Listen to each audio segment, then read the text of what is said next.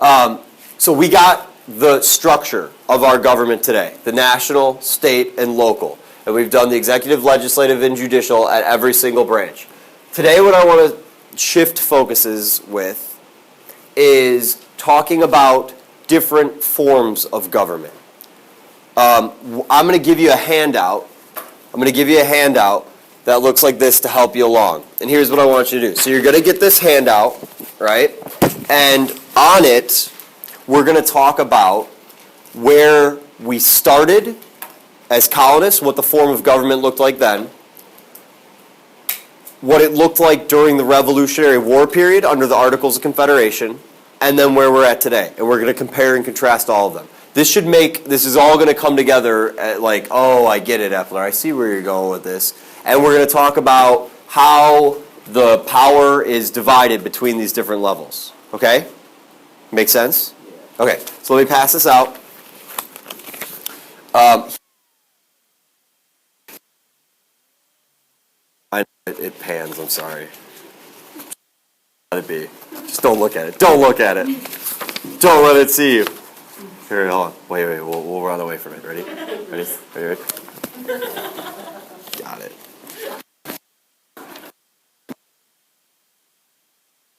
Man 1, technology 0.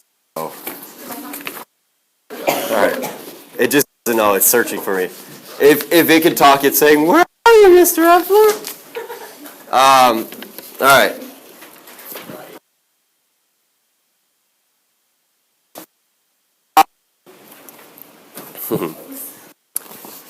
This piece of paper.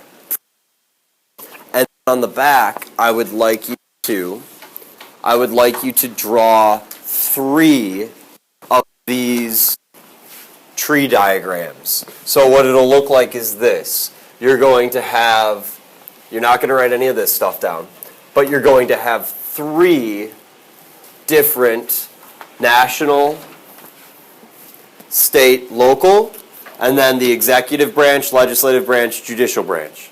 And then you're going to draw a line, and you're going to do the national, state, and local, and you're going to do the 3 branches. 3 times. Yep, and then you're going to do one more. National, state, and local. And you're going to label this one number 1, number 2, and number 3. See how that works? So we have the 3 different levels, national, state, and local, and we have it on there 3 times in the 3 branches. And you're also going to want to label. So national, state, local, and then you're going to put executive branch, legislative branch, judicial branch. Executive branch, legislative branch, judicial branch.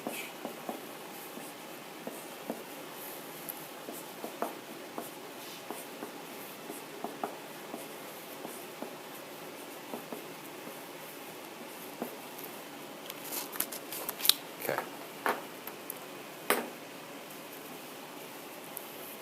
And actually, while you're writing this, I'm going to do this nice and clear on the board so when our absent people can go back and look at this, they can actually read what I'm writing. So let's do that for them.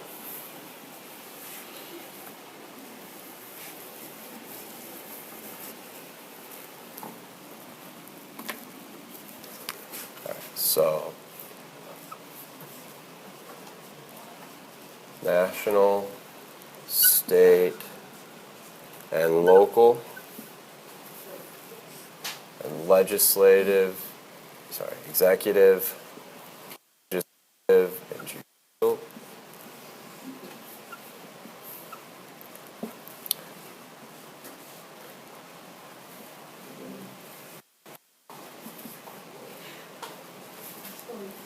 Yes.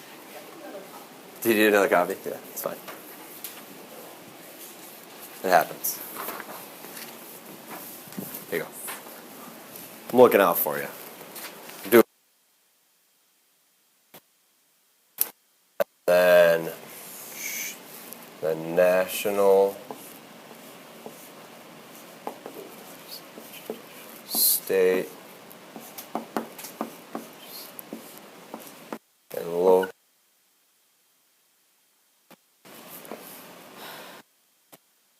And this is number 2. and number 1. Now, it's really important today that you ask questions if you're confused. Now is the time to be asking questions. This is something that we will come back to over and over again. You know in math class when you miss something and then you're like, no big deal, I'll just, I missed that one point. And then it always seems that one part you missed, it's like critical for everything else you do in math for the next 7 weeks because it's like a step-by-step process. This is kind of like one of these times in history class. The things that I'm going to be talking about for the next 2 weeks you will need to know this information to understand and fully comprehend what we're going to be talking about. And this is one of those cases for the whole year, okay? So make sure you are asking questions if you have them. Executive, legislative, and judicial. Okay, so now on the other side of your paper, you have a chart that looks something like this. The first spot up here, right? Well, before I tell you about the spots, this is what the chart you're looking at means. You have essentially this line running down the middle of your paper, right? If we are at the very top of this line, that would represent a situation in which the national government has 100% of the power. State and local governments would have 0% of the power. Let me put it another way. If we're at the top of this line, the national government would have all of the say, all of the power, all of the ability to make laws and dictate the lives of us. State and local governments would not exist. There would be no need to have Rick Snyder in office because he would have no power and no ability to do anything. Does that make sense? If we're at the bottom of this chart, if we're down here, this represents a situation in which there is no need for a national level government because the state and local governments have 100% of the power at the bottom. National government 0%, state and local have 100%. Does that make sense? You follow me so far? Each of these lines are going to represent a different time period in U.S. history.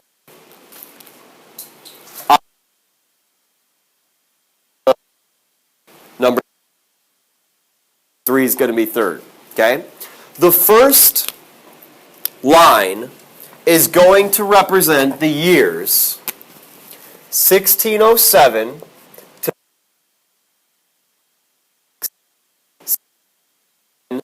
1760, all colonial America. Colonial America. By the way, just for a little recap, why am I picking the year 1607? Can someone raise your hand and tell me why I would choose 1607? Diana, what do you think?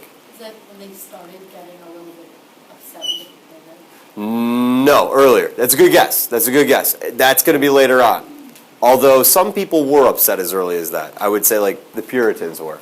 Katie. first colony established? That's when Jamestown was established. So 1607 is when Jamestown was established. Although I will say that in the 1620s, right, people that were angry at the king were coming over for religious freedom. And those are the Puritans and the Pilgrims that make the pilgrimage over. So the second, actually before we go on, let me actually fill in the first one. So the first form of government, by the way, these are all the things that are going on the lines, they're all going to be forms of government. So not the structure, but we're talking about different types of government. What? What'd you write? It's a. Do you want another one? Will it bug you? You could write it below. You could write this below. Okay, I'll get you another one in a second. No worries. The first form is going to be called a unitary form of government. A unitary form of government. A unitary form of government. And this is where I was hoping Tim would help me out. And he could look up, where you go onto Google and type in define unitary government. Define unitary government. And it's going to give you, we did this last hour, it's going to give you a bit of a funky definition. But, Abby, do you mind reading the definition since he's being quiet today?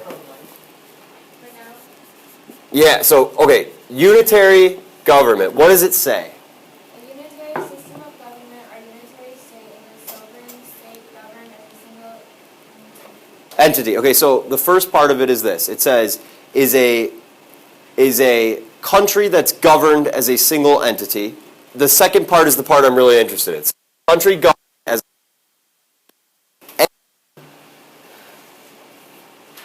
Go ahead. The central government is supreme and the administrative divisions exercise only powers the central government has delegated to them. The first part is the key. The central government is supreme. The central government is supreme.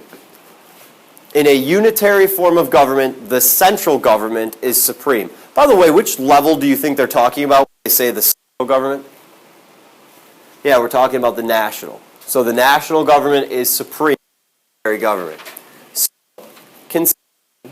raise your hand and tell me why I would say that colonial America was governed as a unitary, under a unitary form of government.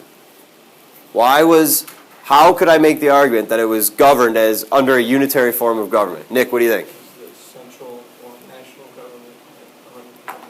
Okay, so who was, if now we're going back to our system, if you're flipping over on the page, who was the executive branch at the national level in colonial America? Katie, what do you think? It's the king. This is King George. You're exactly spot on. This is King Georgie. We could be really technical and put the third. The third. I could be the third, by the way. Yeah. Backside. So now we're filling out number one on the backside. But this part goes on the front. So this part's on the front, and now we're going over to the backside. You following? So, does this make sense? Colonial America, who's the national level? Well, we don't have a national level in colonial America. There's not one government of all the colonies yet, right? We're not there yet. It's the King of England. He's the national level executive branch. Can someone raise your hand and tell me what would be the legislative branch at the national level? What do you think, Tony? Parliament. This is Parliament. And we remembered last week it's not Parliament, it's Parliament. Yeah, like Leah. Parliament. Parliament.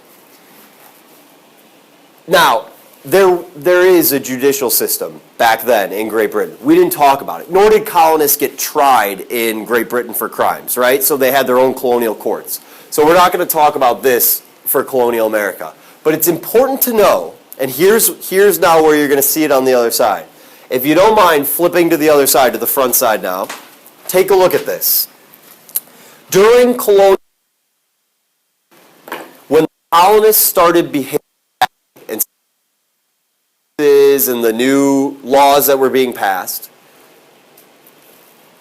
the king and parliament had the ability to take all the power away from the colonies. Give you an example. Boston Tea Party, right? The colonists dump $1 million worth of tea into the Boston Harbor. What happens? They shut down the Boston. They close the port of Boston. What are those acts called, by the way? The intolerable acts, or the coercive acts, right? They also, those same closed down the governments in Boston, right? As soon as the colonists were misbehaving, the national government takes back power. At some points, the national government, King George and Parliament, had given some powers to the colonies. So, yes, you had colonial governments. I'll give you an example. At the state level, now if we're flipping back over, at the state level,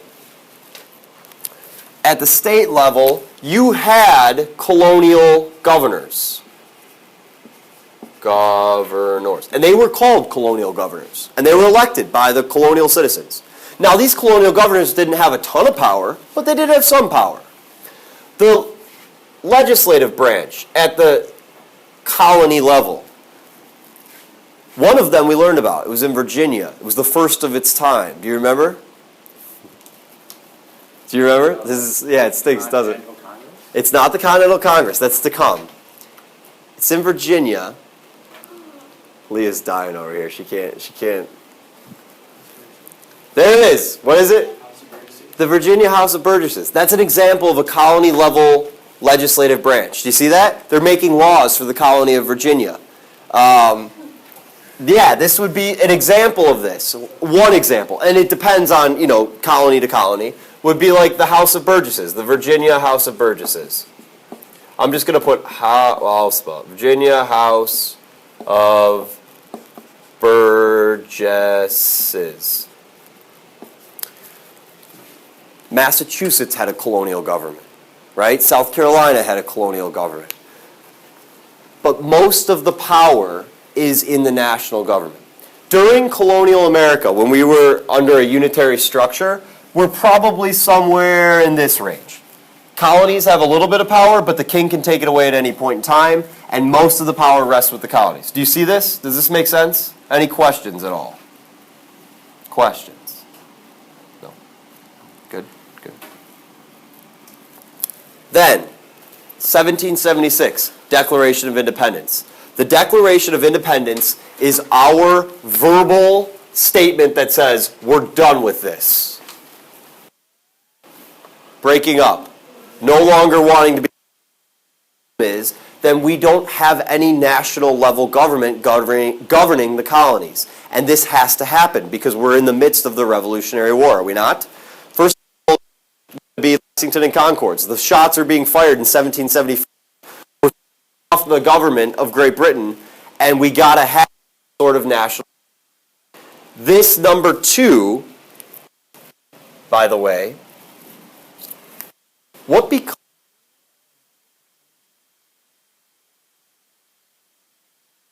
Let me get this, I haven't heard from all day. The national level government during the Revolutionary War, the governing body of the colonies, is going to be what?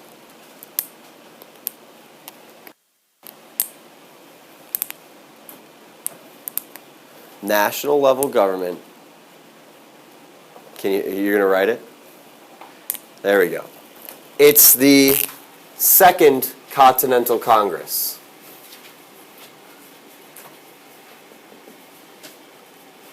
The Second Continental Congress. We've been talking about this the last couple days, right? And I want you to see this because it's a little tricky. The Second Continental Congress was just a legislative branch. They were not there was no executive branch, there was no judicial branch, it was just a legislative branch. They had very few powers, and the ones they did have were just enough to get them through the Revolutionary War, right? And this should make sense. We talked about this yesterday. This second form of government, right, is called a confederal government. This is a confederal government, or form of government, confederal. More often than not, it's more commonly known as a confederacy. A confederacy. And this is from 1777 to 1787. It's that 10-year period that the Articles of Confederation are going to be in place. This represents the time period under the Articles of Confederation. So I'm going to actually write that in there. Articles of Confederation.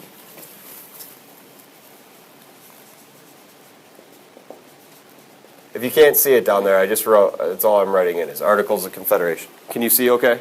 Decent enough? The Articles of Confederation are what gives the powers to the Second Continental Congress.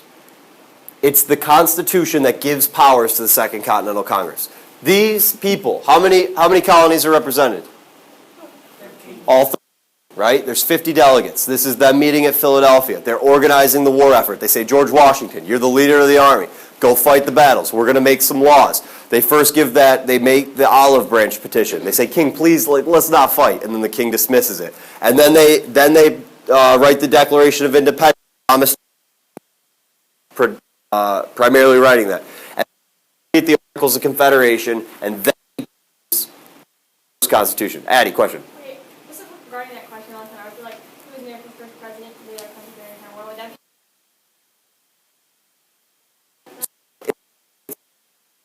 back then. So the question was George Washington leading our country during war? We didn't have it. Because this is the Articles of Confederation, not the Constitution that we're going to talk about. So it's a good question, but let's come back to it, and I'll answer it probably tomorrow, actually. Is there any local for the first one? Local governments. The question is, in this first structure, are there local governments? Yes, absolutely there are. But we didn't learn about any of them specifically. Like, there is a local colonial government in Boston. Like, the town of Boston has it. In Plymouth, right? The Plymouth colony. There's a government that's gonna be there. We have not talked a lot about them, so I'm not gonna make you know any specific examples. Does that make sense? Yeah. Okay. All right. So now, here's the thing. If the very bottom of this is no power to the national government and all the power to the state and locals, there'd be no point to have the Second Continental Congress. So we know that we got to be at least slightly a little bit higher, right? So if we're way up here during the Unitary, it's probably somewhere like this during the Articles of Confederation. And colonial America is somewhere, I meant to switch. So, under the Articles of Confederation, there was a little bit of power given to the Second Continental Congress. Most of the power is going to be held by the state governments. Does that make sense? These are still going to be the state governments. We still have colonial governors and colonial legislatures. Questions so far? In a nutshell, this is basically what happens. For 10 years, this gets us by. We win the Revolutionary War. It's over by 1781. Right? Treaty signed. We win the Revolutionary War. Quickly, what happens is our country starts struggling. The economy starts to struggle. The states are all acting independently. The Second Continental Congress is not that powerful. It doesn't have that many specific powers. States are kind of doing their own thing. And as a whole, the economy starts to tank. I'll give you an example that's kind of like a good analogy. Do you remember at the beginning of the 2000s, the automotive industry in Detroit started to tank? Do you remember that? What did the federal government do? Does anyone remember? What did the federal government do for the Detroit automotive industry? A company like GM. They were going to go bankrupt. They were literally on the verge of going bankrupt. The whole automotive industry is looking like it's going down the hole. Do you remember? Didn't they fund them? The federal government came in and bailed them out. It was called the auto bailout. Our federal government said, you know what, GM, you're too big to fail. We're going to give you money, and we're going to give you a loan, and we're going to bail you out. I can tell, does anyone's parents work for GM or Daimler Chrysler? Your parents are very happy that the federal government bailed them out. The Continental Congress would never have had the power to do that. They didn't have the power to help regulate the economy. And so what people started realizing is, man, maybe this really weak national level government isn't the best thing. Originally, they're terrified of having another king. So if you're terrified of your current governmental structure, what do? The polar opposite. We're going to give very limited powers to the national government. But they figured out that this didn't work. And so what happens is we go from the Articles of Confederation, they're scrapped. By 1787, they're scrapped, and a new constitutional convention is held, and they set up the third one, which is a federal government. This federal government is created by our current Constitution. This is created in 1787 and is still going on today, to the present. This is our current Constitution.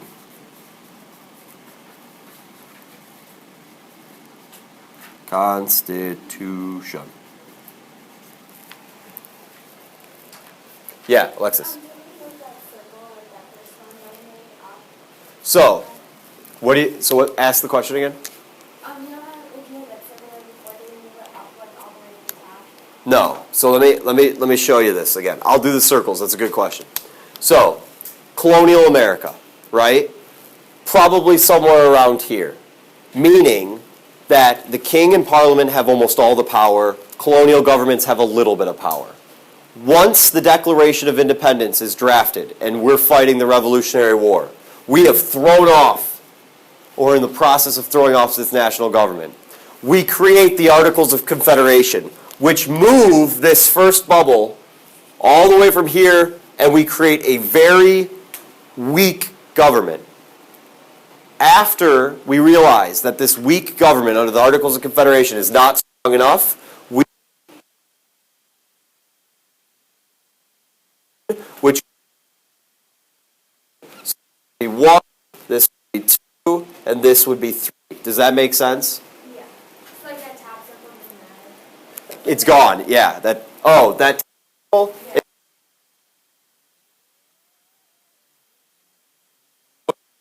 what you get if you're 0% for national power and 100%. Does that make sense? Yeah. Okay, it's a good question. And here's the beauty. The beauty of our Constitution is it's really short. I mean, it's very broad, and it allows this bubble, I guess, to move, right? And I'm going to give you several examples in the last 7 minutes, and it's important that you can see this. Someone was asking me yesterday, has there ever been a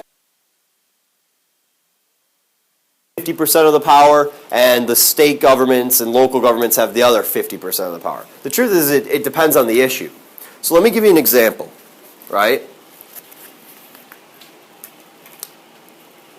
Well, before I give you an example, let me recap one thing. So, unitary government is a government in which the national level government has almost all the power. We go from a unitary to a confederal government.